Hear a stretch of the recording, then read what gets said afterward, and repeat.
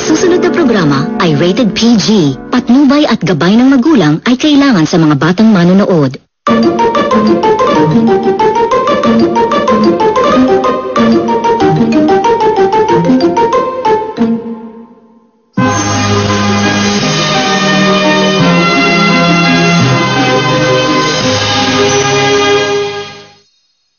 Sana po kasi may king, tapos kayo ang king, tas ako na talaga ang tunay na princess. Hindi mo pwedeng kunin yung mga bata. Marunong ko naman yung matanda niyan. Ayoko na siyang mahirapan, kaya ako na mag-aalaga sa mga anak ko. I just want her to realize that she's been skating on thin ice. Welcome home po, ma'am.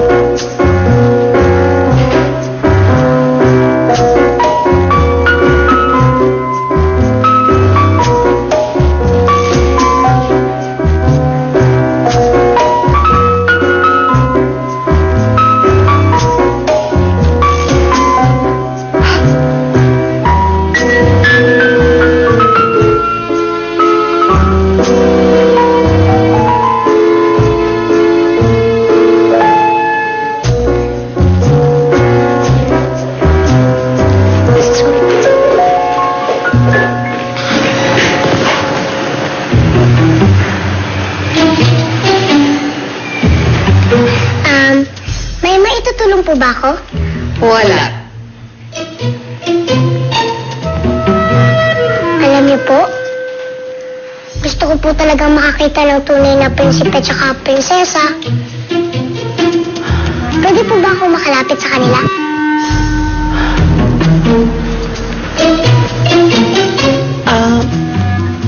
Sure. Sige. Ganito na lang ang gagawin mo, ha? Mabuti naman nag-volunteer ka sa tribute. Ikaw na lang yung magbibigay ng sampagita sa kanila. Oh, big responsibility yon. Carry mo ba yon? Talaga po? Oo. Tapos, bibigyan din kita ng mga lines mo. Ito yung mga salitang sasabihin mo sa kanila para naiintindihan kanila habang nagsasabit ka ng bulaklak. Sige po, magaling po ako mag-memorize. Oh, perfect! Perfect. Just make sure na kakayanin mo ang lahat, ha? Kasi shining moment mo yun. Opo. Yay! Thank you po talaga. Ang saya-saya ko po. That's good. Sige. Opo.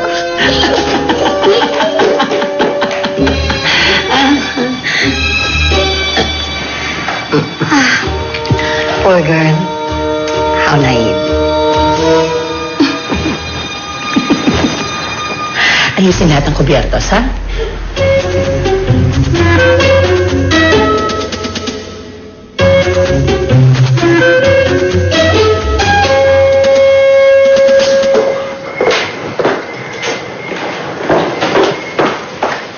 Oh, Rafael. Ate, may I speak to you? Is it urgent? Is it a matter of life and death? No naman. Okay, we'll talk later. Nagmamadali ako eh. Ha? I understand, Ate.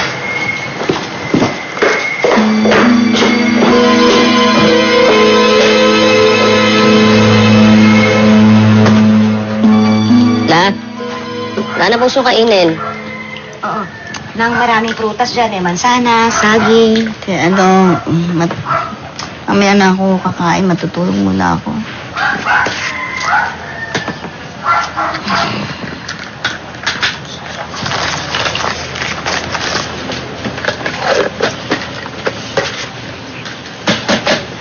Tito Joey, Oh, totoo po bang aalis kami?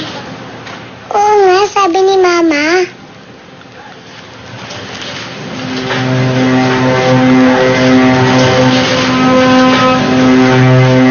sauce mo ta? Sige po. Sige, may pena ka lang. Ayoko po umalis dito. Ako din gusto ko dito kay Lola. Okay, mag-alala, okay? Walang aalis dito. Dito lang kayo, ha? Joey, ano sinasabi mo sa mga bata? Di ba nagsalita na ako, dadalhin ko sila? Di ba sinabi ko na dito lang sila at walang aalis? Ano kala mo sa kaya mo sinandalahin ng basta-basta lang? Wow. Sa labas na muna kayo, mga bata. Opo. Laro muna, ha?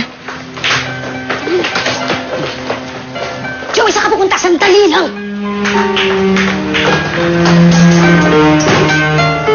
Wala kang karapatan na diktahan ako pagdating sa mga anak ko. Bakit, ate, ha? Ano ba akala mo sa mga anak mo? Gamit na pwede ipalagay sa storage, ganun-ganun na lang? O kaya sing-sing na isasanla mo, tapos okay ka na, tutubusin mo na, ganun? O kaya mga mamahaling plato na gagamitin mo, kailan mo lang gusto? Dami mo sasat! Ako ang ina nila. Ako ang masusunod. Naririnig mo ako? Bakit, ate? Ako ba hindi ako tumayong ina't ama ng anak mo nung wala ka? Ngayon ba naisip yun? Ha? Kinalimutan ko na nga sarili ko para buhay sila nila lola eh.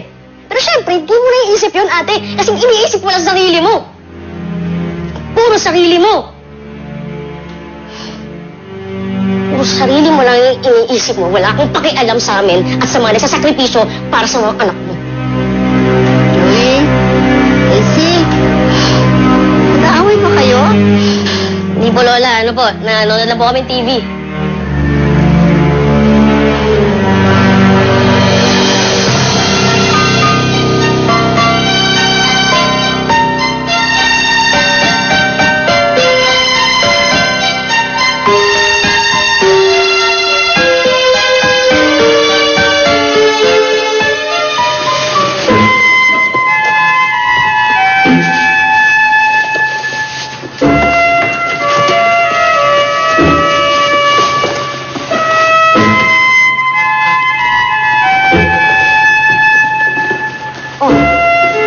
Anong meron, ha?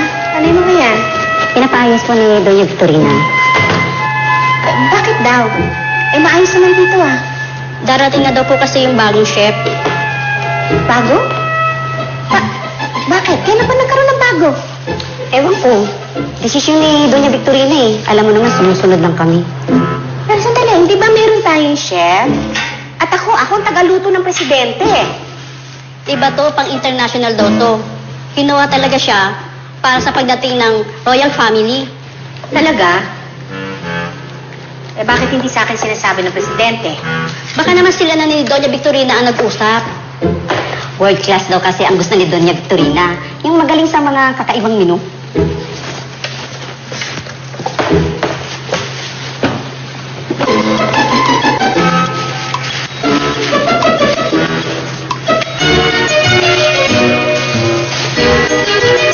Welcome to the Philippines, Pearl of the Orange Seas. And this is our national flower, the sampaguita. It smells mabango.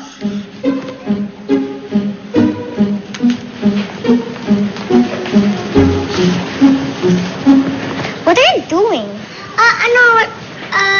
May darating kasi, bawal sabihin. What do you mean di pwedeng sabihin? Are you keeping some kind of secret from us? Parang gano'n na nga. I don't believe you. Hindi naman talaga kasi pwedeng sabihin na darating dito yung prinsipe at yung prinsesa. What? Sinong prince and princess? Royal family? Basta hindi na ako pwede magkwento. Well, picture or video. Otherwise, you're just lying. Tama. Show us proof or nagsisinungaling ka lang. Hindi ako sinungaling, no? Masama yun. Okay. Sige. Makikipag-selfie ako. We'll see that.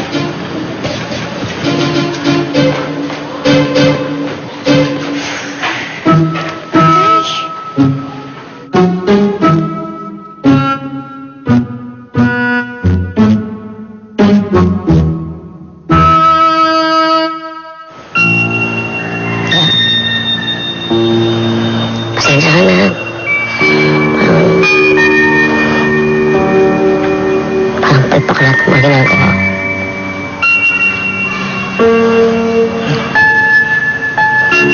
Hindi na nga ito parating nadadalaw.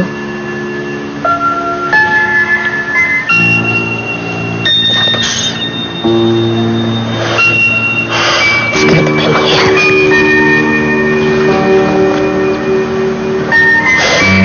Paano ka na lang kung nawala yung dalawang bata?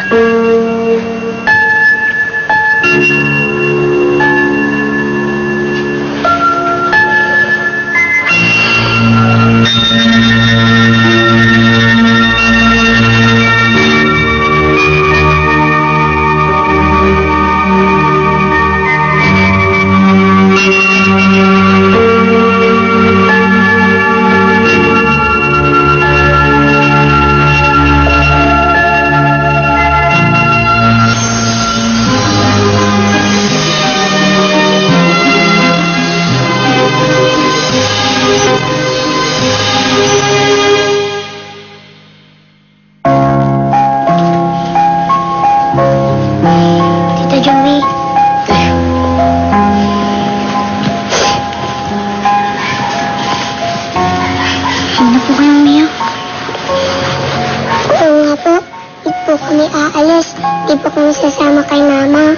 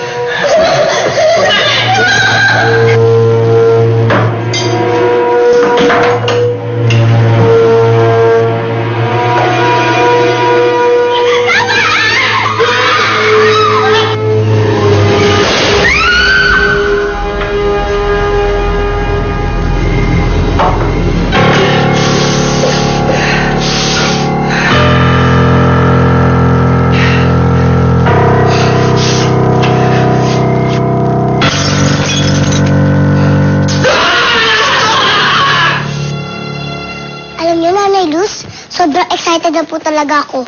Kasama na nga po sa panaginip ko yung prinsipe at yung prinsesa eh. Naku! Ikaw talaga? Alam mo, unlimited na yung excitement mo, ha? Ilang araw na yan, nakaka-overdose na. Ayaw niyo po ba ng unlimited saya? Di po ba kayo mahahappy sa pagdating ng royal family? Eh, wala namang masama sa pagiging happy. Wala namang problema dun eh. Kaso lang, Ano po? Kaso lang parang sobra naman yata nagiging aligaga ang lahat. Ano po yung aligaga? Aligaga, yung parang sobrang hindi mapakali sila. Parang ikaw, hindi ka nakakatulog. Nakakatulog naman po. Pero napapanaginipan mo sila, o ano, tama ba yon? Hindi po ba kayo gano'n, Nanay Luz? Yung, kunwari gusto niyo yung isang bagay, lagi niyo iniisip? Diba, sabi niyo po sa akin dati, yung meron dapat kayong lulutuin. Yun yung lumalabas sa panaginip niyo. Alam mo, may punto ka. Ikaw talaga, bata ka ba talaga, ha? Bakit parang matanda ka magsalita? Hindi ka na nga, matulog ka na. Daldal ng daldal, ha? Mamaya, papasok ang hangin sa tiyan, ha? O, magdasal muna bago matulog. Na. Papa Jesus, sana po makita ko na yung prinsipe at saka yung prinsesa. Magiging happy po talaga ako. I-guide niyo po si Ate Leona. Sana po walang problema ang bansa. Si Nanay Luz din po, i-guide niyo po sa pagluluto sa mga royal family. Thank you po. In the name of the Father, of the Son, and of the Holy Spirit. Amen. At sana po, matulog na si Princess! Halika na. Halika na. Oh, hindi naman yata naliligo yung katabi mong yan. Ano pa pangalan yan, ha? Lamb chops, stuffed crab, Moroccan chicken tagine with olives, beef cheek carrot and anise, Tasmanian salmon with herb. Oh, may vegan appetizer pa. In fairness, madam, sa mga dishes nyo dito, ha, parang pang 7-star hotel din dating. But wait, kaya ba itong lutuin yung bago nating presidential chef? Of course she can.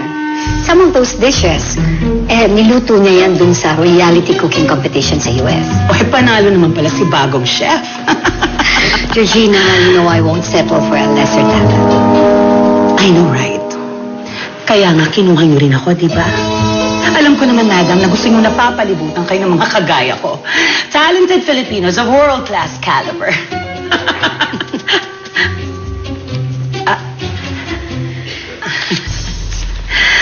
Actually, yung iba po rito parang ano na yun.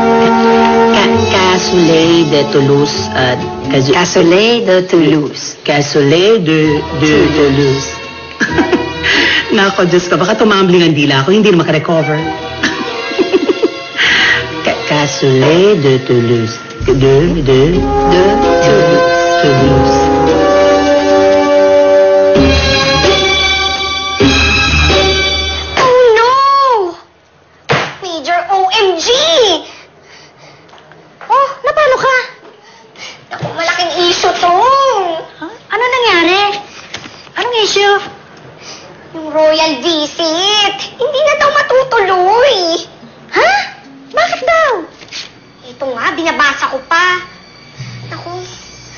dami ng preparations ang nagawa.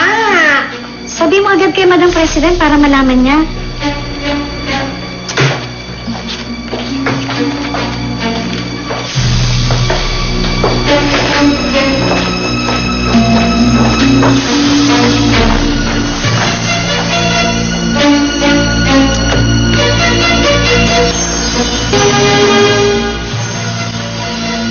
Excuse me, madam.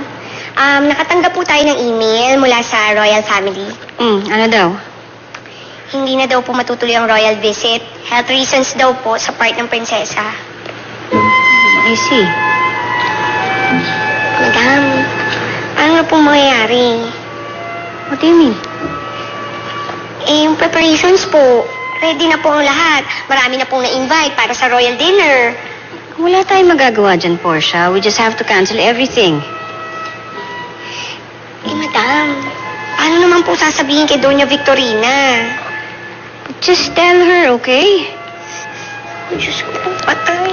Hindi na naman ako makakahinga nito. Ano naman gagawin ko? Ano sinasabi mo? Wala po magdadasal. Okay na po, madam. Thank you po. Okay.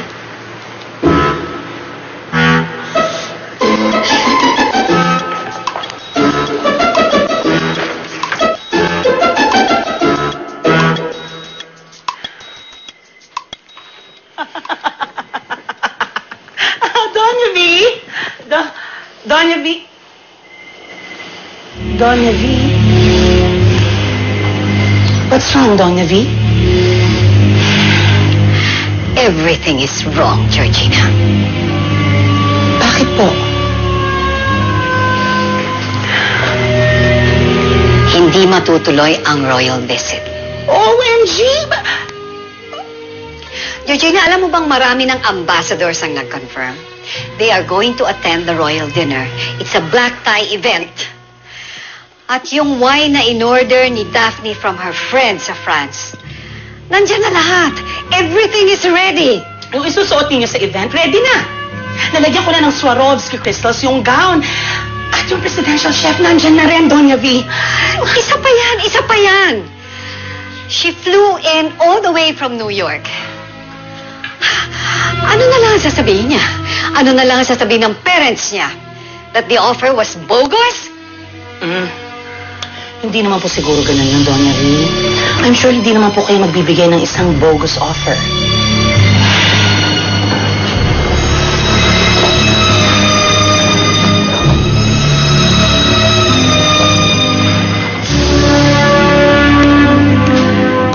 I have to talk to Leona about this. I have this strange feeling about this event.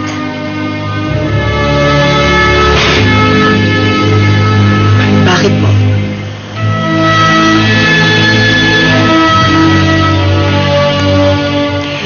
Hindi kaya niya sinadyang ipakancel ito?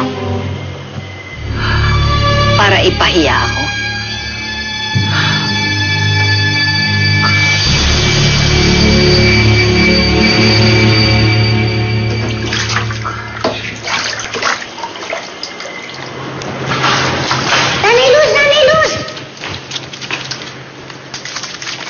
Sino po kayo?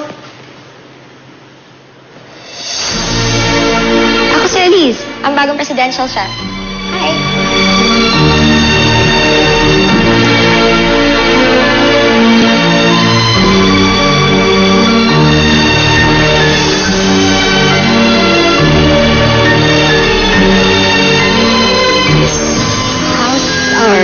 Our guest.